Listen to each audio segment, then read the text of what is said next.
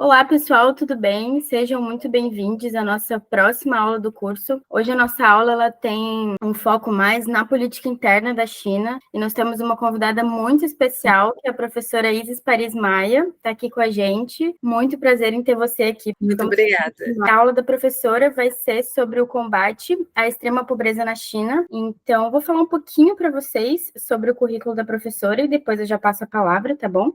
A professora ela é historiadora, mestra e doutoranda em políticas públicas pela Federal do Rio Grande do Sul. Ela é também assessora na Associação dos Membros dos Tribunais de Contas do Brasil e coordenadora acadêmica do Gestina. Pode ficar à vontade, professora. Muito obrigada.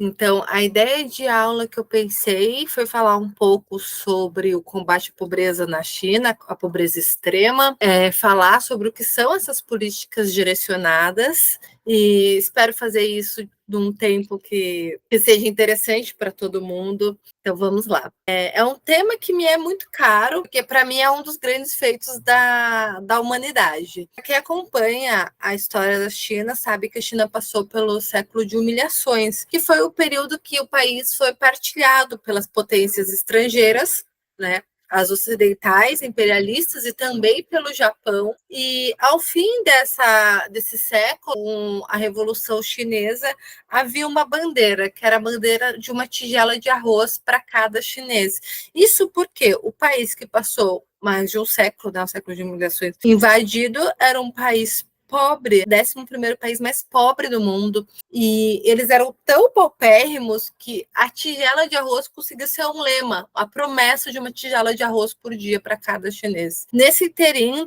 da reforma e abertura para cá, foram 850 milhões de pessoas retiradas da pobreza absoluta. E o desenvolvimento financeiro e econômico da China é a força motriz, como eu vou mostrar aqui na aula, dessa grande mobilidade social. E dentro dessa estratégia, que eu vou apresentar aqui, as políticas públicas direcionadas, foram retiradas 43 milhões de pessoas, mais ou menos 5% desse total, mas ainda quando a gente fala em China, né, é muita gente, 5%, 43 milhões. Essa agenda de redução da pobreza, ela não terminou, porque a redução da pobreza, ela tem várias classificações, né? Você pode estar, por exemplo, da pobreza absoluta, que foi exterminada, que é a considerada pela base do Banco Mundial 1,9 dólares por dia no poder de paridade de compra, mas a pobreza relativa ela atinge a faixa de 5,5 dólares por dia. Então, essa ainda não foi alcançada a pobreza extrema, né? A erradicação da pobreza extrema. Então, sobre contexto, antes, a gente tem que a China passa pela revolução, né? Justamente com essa bandeira, a revolução onde o Partido Comunista vence, são feitas políticas agrárias estatizantes. E aí que eu faço um parêntese mas por que estamos, né, falando sobre uma estratégia tão antes sobre uma parte assim do contexto histórico tão antes da estratégia das políticas públicas direcionadas, né? Porque é para dar o tom e a importância da revolução no combate à pobreza, né? Então, o primeiro momento foram feitas políticas agrárias estatizantes, ainda no governo do Mao Tse-tung, e a expectativa de vida, para a gente ter uma ideia do que significa a revolução quando a gente fala de combate à pobreza extrema, de 49 a 78, ela aumentou 32 anos, ou seja, para cada ano de revolução, significou mais um ano de vida para o cidadão chinês. Às vezes eu vejo pessoas com dificuldade, principalmente porque a gente tem uma questão de olhar o mundo pelos nossos olhos, pelas nossas lentes, de entender a aceitação do Partido Comunista sem haver essa troca, né, de partidos no poder. Há outros partidos, mas no poder né, governando comunista. Mas quando a gente percebe o que significa, né, de 49 a 78, um ano de vida para cada ano de revolução, dá para entender mais de 90% de aceitação do partido, né? Então, a época da Revolução, o país era 80% analfabeto. Em 79, então, no período da reforma e abertura, esse número já havia caído para 16,4% em áreas urbanas e 34% em área rural. A gente vai perceber que a questão da pobreza ela é muito, na China, ligada à questão rural, né? E a matrícula de crianças aumentou de 20% à época da Revolução para 90%. O número de hospitais triplicou no período. E isso traz essa questão histórica, que é bem grande, que houve discussões sobre políticas contraditórias durante o governo de Mao Tse-tung, como a Revolução Cultural, por exemplo. Mas isso não quer dizer que não houve avanços. É que a gente tem dados de avanços, né? E é isso, muitas vezes as coisas elas não é divididas naquela fase fácil do bom ou mal, né? Elas têm aí as suas particularidades. Então, o desenvolvimento econômico, ele é a força motriz dessa erradicação da pobreza. A gente tem que saber que nenhum governo ele é feito assim de apenas boa vontade. Tenho certeza que qualquer líder que pudesse retiraria o seu país, combateria a extrema pobreza, retiraria dos dados, né, de vulnerabilidade. É porque nem por apenas bondade, mas porque isso te coloca no marco histórico, isso projeta o seu governo, isso te reelege, mas é necessário para a gente fazer política pública dinheiro. Então, a gente vai observar na história da China o que acontece. E a China passa, no primeiro momento da reforma abertura, ela veio de bem simples, né? Que a gente estava acostumado com itens que a gente vê em lojas de 99, bens mais simples, e eles vai passando para níveis complexos. Hoje a gente vê a Xiaomi, vê, enfim, níveis de tecnologia muito avançado. E é sabido que os países que tendem a deixar os seus bens mais complexos, isso faz muita diferença econômica, inclusive em capital intelectual dentro do país, porque claramente se eu exporto café em pó, eu preciso de um tipo de funcionário, né? Vou precisar de uma pessoa na roça, etc. Se eu exporto cápsulas de café, eu preciso de uma pessoa do marketing, etc. Isso é valor agregado. Isso é algo que a China fez, né? Então, há um vínculo inexorável entre desenvolvimento e desigualdade. Para isso, eu trouxe um índice de Gini para a gente dar uma olhada. O que o índice de Gini mede? Ele mede o nível de desigualdade num país. Então, lá em 84, o índice era menor, porque, claro, todo mundo era pobre. Quando ele vai para 2009, ele atinge o seu pico da desigualdade. Porque nessa arrancada industrial, muitos ganham muito dinheiro, né? Há uma subida. E para depois haver uma descida. Então a gente vai mostrando, ele chega a 2009 e mostra que esse índice de desigualdade começa a cair. É algo típico de arrancadas industriais, quando está todo mundo ganhando pouco, aí há uma curva de crescimento, aumenta-se e diminui-se na sequência, né, conforme vai havendo acesso a empregos, acesso a essa redistribuição de renda, né? E é até interessante, agora me empolgando aqui, a hipótese de Kuznets, né? A hipótese de Kuznets diz que um país, primeiro, ele aumenta a desigualdade durante as arrancadas industriais e para depois, naturalmente, diminuir essa desigualdade, como a gente está vendo aqui no índice de Gini. E que, então, a pobreza ela acabaria naturalmente com o desenvolvimento econômico. O país se tornou rico, acaba a pobreza, porque aumenta a desigualdade e depois diminui. E isso é mentira. Isso claramente, essa hipótese pode ser assim, comprovada falsa, porque a gente tem, por exemplo, os Estados Unidos, que é o país mais rico do mundo, não sei agora com a China, mas até então era, imagino que continue, e ainda a pobreza extrema. Então a questão é, há um tanto de pessoas que saíram da pobreza, e isso é importante para o nosso tema aqui. Elas arranjaram empregos quando a China fez a reforma e a abertura, isso de fato foi verdade. Criou-se fábricas e etc. Mas há muitas que não conseguem, e essas precisam de políticas públicas específicas, que vai entrar no nosso tema, né? Então, falamos sobre a sofisticação das estruturas produtivas. Aqui eu trouxe um mapa da fome na China. Eu trabalhei na minha dissertação de mestrado, isso porque a reforma e a abertura ela foi a leste, como vocês podem ver no mapa, a leste está principalmente no primeiro, que é o mapa geográfico, vocês vão ver que é tudo verdinho. E é porque lá tem terras aráveis, mas a oeste tem muita areia e muita montanha. E isso explica a pobreza na China. Além de, a leste ter sido feita a reforma e abertura e essas províncias receberem injeções econômicas, fábricas e tudo mais, elas tinham terras férteis para agricultura. E a oeste isso não acontecia. Então, quando a gente vai ver o mapa das províncias pobres, geralmente elas estão a oeste. E aí criou-se uma questão de, em 1980, Deng Xiaoping anunciou que em 2020 a China iria ter combatido a extrema pobreza. Foram feitos planos quinquenais, preparando esse momento.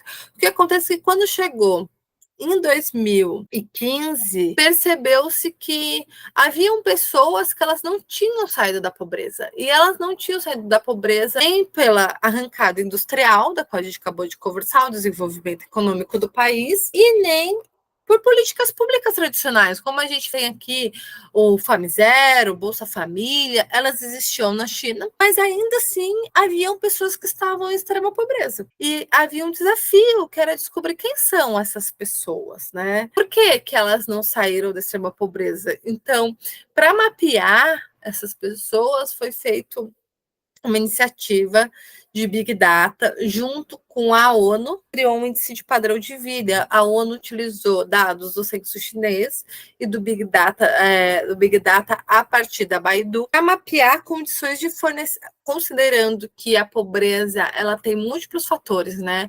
A falta de acesso à cozinha, falta de acesso à internet.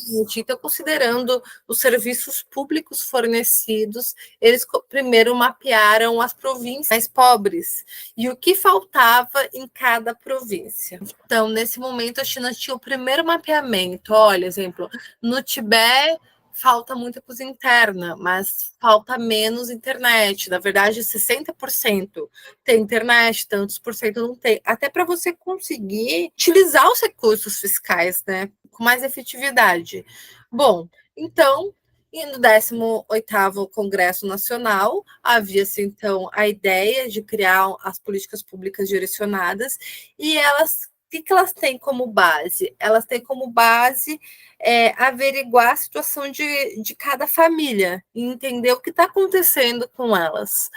E, para isso, ao invés de elas fazerem esse movimento que a gente conhece de política pública, que é o mesmo que tem aqui no Brasil, clássico, que é o top-down, de cima para baixo, ou seja, o governo ir lá, desenhar as regras de uma política pública, e aí os assistentes sociais irem lá, ver quem se encaixam e tudo mais, fizeram um movimento inverso, mandaram 3 milhões de quadros para essas províncias, e esses quadros visitaram as casas e descobriram, a partir das pessoas, que elas estavam numa situação de extrema pobreza. Então, as políticas públicas direcionadas, elas são o inverso de uma política pública comum. Elas vão de baixo para cima, que é a perspectiva bottom-up. Então, os quadros iam até as vilas, as aldeias, se mudavam, inclusive, para lá e acompanhavam essas famílias. Então, quando a gente pensa, mas onde se encaixam as políticas públicas direcionadas? Aí eu trouxe aqui para nos ajudar um organograma, e a gente vai ver que tem, na erradicação da pobreza na China, primeiro a gente tem economia como a base de transformação estrutural, que é o que eu tentei mostrar para vocês antes. Com o crescimento da produtividade agrícola, a industrialização, o gerenciamento da urbanização e migração rural urbana, que é um outro assunto super interessante, como eles gerenciaram essa situação, porque essas pessoas saíram do campo para a cidade trabalhar sem a questão da favelização, o desenvolvimento de infraestrutura e as políticas públicas direcionadas, elas então têm a base na localização, que foi o que o Big Data fez, depois as políticas de proteção social, né? Criou-se toda uma rede, e, na sequência, a base em cada família. Então, aqui eu trouxe alguns números sobre a infraestrutura em áreas atingidas pela pobreza, então, o quanto o país investiu, prevenção de controles e desastres, né? E falando sobre desastres ambientais, o quanto foi investido. Isso eu trouxe especificamente após agora o desastre que a gente viveu aqui no Rio Grande do Sul. Até porque embora tenha atingido dessa vez bairros como Menino Deus e a Cidade Baixa, quem mais sofre, com certeza, são as famílias em pobreza ou em extrema pobreza, que têm as habitações menos preparadas, que moram próximo das áreas perigosas.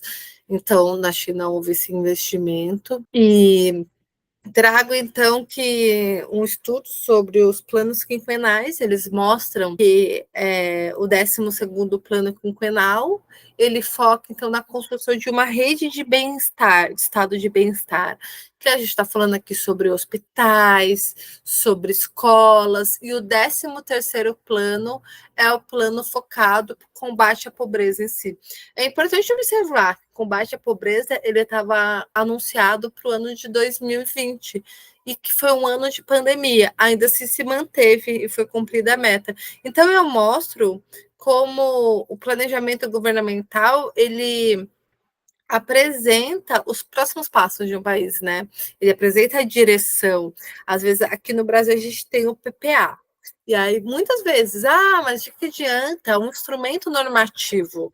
O governo coloca o que quer nesse instrumento normativo. É quase ingênuo a gente analisar um instrumento normativo, mas como um governo se planeja, ele mostra em que esse governo acredita e para onde ele pretende ir, né?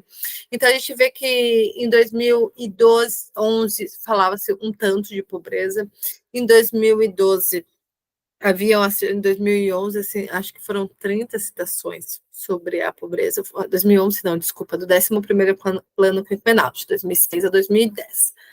Depois, do 12º plano quinquenal de 2011 a 2015, esse número cai. Mas esse número cai por quê? Porque o foco do 12º plano quinquenal é justamente essa ampla rede de seguridade social que dá apoio à saída da pobreza. E do 13º, que é o plano que marca a ideia de distinguir a extrema pobreza quase, acho que são 115 vezes citado a questão da pobreza e de como combatê-la, ou seja, as orientações. Então, quando a gente pensa, eu fiz um estudo sobre os arranjos verticais, que é a comunicação governamental, como acontecia Então, como acontece, né? O governo Xi Jinping acorda, vai lá, toma um chá e decide, vocês vão fazer assim, funciona. Não me parecia muito crível, porque é um país do tamanho de um continente, né? Que tem seus subgovernos, os governos das províncias, e, na verdade, historicamente descentralizado, indo contra o que a gente, apesar de ser um Estado unitário, enquanto a gente é um federativo, as províncias elas têm muita liberdade dentro da estratégia das políticas públicas direcionadas, que é averiguando cada família, né?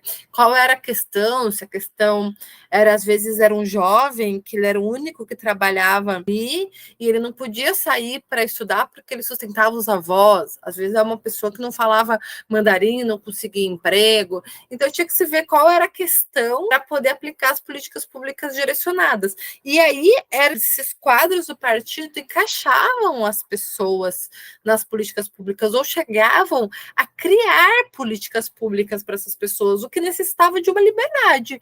E aí eu fiquei pensando, mas como se dava essa liberdade? Então eu trouxe algumas reflexões aqui sobre esse sistema chinês, né, que é chamado pelo Bell de China Model, e que são aqui a gente trata como arranjo vertical, que é a comunicação entre vários entes do governo, como isso acontece na China.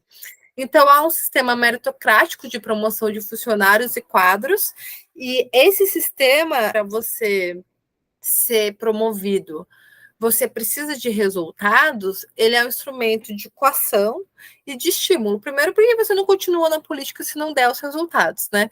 E depois que esses resultados servem para você crescer na carreira. Então, você não arrisca. Você convida cientistas, lá eles têm o teste, assim, uma política pública contrária do Brasil, que ela é inserida no país inteiro de uma vez só, ela é testada em um local, aí outra província vai lá e testa nela também. Por exemplo, o programa de padrão mínimo de vida de Xangai, que agora é da China, primeiro ele foi testado em 1993 em Xangai, e dando certo em Xangai, as outras províncias passaram a testar. E esses profissionais, esses líderes de governo, esses quadros políticos, eles são avaliados. E eles são avaliados por níveis superiores e níveis inferiores.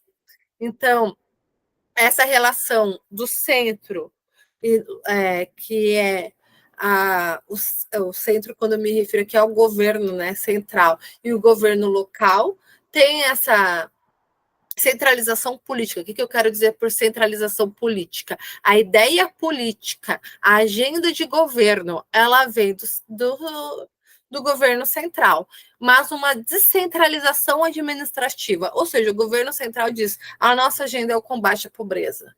É isso que ele faz quando ele emite seu plano, 13º plano quinquenal. Agora, como vocês vão fazer, isso há uma descentralização. Pode ser adaptado à realidade de cada província. Pode ser, por exemplo, se a sua província é turística, investindo em turismo. Pode ser investindo em agricultura. Tudo vai de cada província. Isso pode ser descentralizado, né? E conversado. Então, a formulação dessas políticas, como a gente viu, não é mais de cima para baixo, o top-down, mas por uma junção da sinalização da administração central, ou seja, do que o governo tem como agenda, e da burocracia dos quadros locais, né, em todos os níveis, né, do nível provincial, condado e município. As autoridades superiores não emitem instruções obrigatórias para as autoridades inferiores. Por exemplo, aqui a gente faz uma lei e faz uma política pública e muitas vezes ela é legislada ou há normas de o que deve ser feito em cada etapa, quem se encaixa, quem não se encaixa e tudo mais. Na China isso não acontece, porque, por exemplo, uma pessoa que pode não ser considerada pobre no Tibete, para cá, porque o custo de vida de cada lugar muda, né? Xangai, por exemplo, é muito caro. Ela seria pobre em Xangai. E aí, se o governo decide, num país de dimensão continental, que aquele é o nível de pobreza, talvez as pessoas não se encaixem. Então, é mais fácil que cada província decida, então, qual que é o seu padrão de pobreza, né? Então, elas emitem recomendações, elas não são vinculativas, não têm forças de lei, e tais ações políticas estão condicionadas a uma certa divisão de poder vertical, né, entre as esferas do governo na China. Aqui, então, eu fiz o organograma, que é o grande resultado da minha dissertação, de como funciona, então, essas políticas públicas, para a gente conseguir entender. E como o governo fez isso acontecer. Então, o Estado e o partido, juntos, eles emitem os planos quinquenais. Os planos quinquenais, eles têm diretrizes, o que se espera que aconteça. Eles chegam às unidades subnacionais apenas com documentos normativos, sugestões, como se deve acontecer, mas sem a força de lei. Há uma reformulação de políticas, e essas se transformam em políticas direcionadas, né? Essa política vale para mim, por exemplo, política, como eu disse, de turismo, Big Data para agricultura, políticas com base, então, na situação de cada família. E do Estado e do partido sai a promoção de quadros baseados no resultado e avaliação dessas políticas públicas direcionadas, que, neste caso, tem como resultado o combate à pobreza extrema na China, né? Então, o governo central, como eu disse, além de definir as diretrizes, ele possui mecanismos de controle, incluindo esquemas de incentivos, que é o que a gente está falando, né, de carreira, baseado em resultados, E, nesse caso, eu cito o sistema de responsabilidade por metas, regulamentos padronizados e manuais. As relações centro-local apresentam flexibilidade no apoio à inovação, promovendo uma reforma da governança local. Os líderes partidários devem cumprir suas responsabilidades de acordo, aqui eu cito o documento que fala quais são as responsabilidades de cada líder, tendo como principal conteúdo a avaliação dos comitês, comitês partidários e dos governos a nível provincial. Então, essa redução da pobreza na China trouxe contribuições, né, para a redução da pobreza global, como a teoria anti-pobreza com características chinesas, fundos de assistências para a cooperação Sul-Sul e o Fundo China de Nações Unidas para o Paz e Desenvolvimento. 112 programas de treinamento foram organizados com mais de 3.200 funcionários a partir do Centro Internacional de Combate à Pobreza na China. E para o futuro, agora fica consolidar essas políticas, né, essas conquistas para prevenir recaídas, dizer que nos primeiros 5 anos são as maiores chances de alguém voltar para a pobreza extrema. Às vezes você conseguiu um emprego e você perde esse emprego e ainda não tem uma formação. Então há um acompanhamento dessas famílias, né? Acho que aqui eu cito isso, e que as pessoas realocadas, então, continuarão recebendo ajuda para fazer essa transição, para tornar essa mudança infraestrutural. As pessoas começaram a estudar, se transportaram de cidades, arranjaram empregos, tudo isso vai um tempo, né, para se acomodar. Então, é isso, agradeço. Deixo aqui meu muito obrigado, deixo as redes e contatos para quem tiver interesse e fico à disposição.